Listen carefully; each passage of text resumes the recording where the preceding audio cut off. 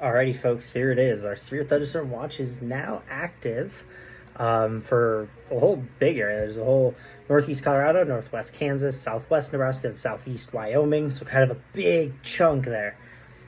Particularly for Colorado, we're looking Elbert County, Lincoln County, Adams, Arapahoe, Logan, Morgan, Phillips, Sedgwick, Washington, and Weld County. So very much same kind of area as it was yesterday.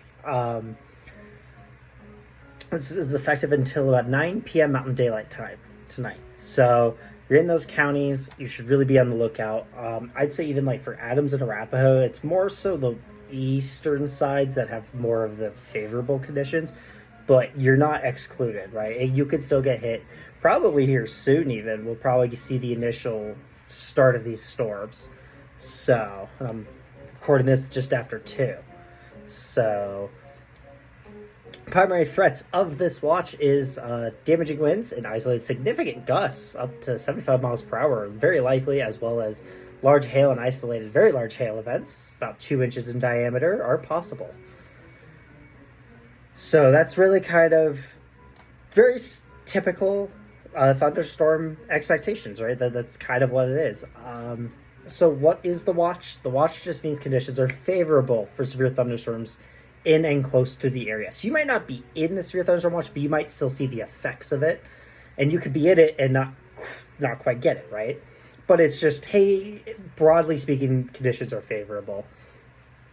Right? If you're in these areas or you're just around, keep your eye on that sky. Like, really pay attention.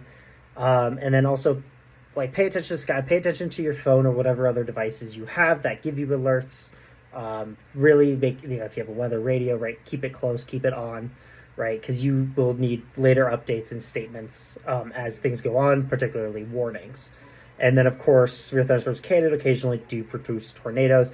Like I mentioned earlier this morning, there is a slight tornado risk. It's a 2% for most of the state. Possible. We saw the one yesterday, right? It's even something that brief can happen, and that still can be dangerous, so we need to be aware. So that's really it. Again, it's a watch. The conditions are right now. You don't need to do anything. You don't need to be freaking out, but have your plan, be ready, and of course keep your eye on that sky.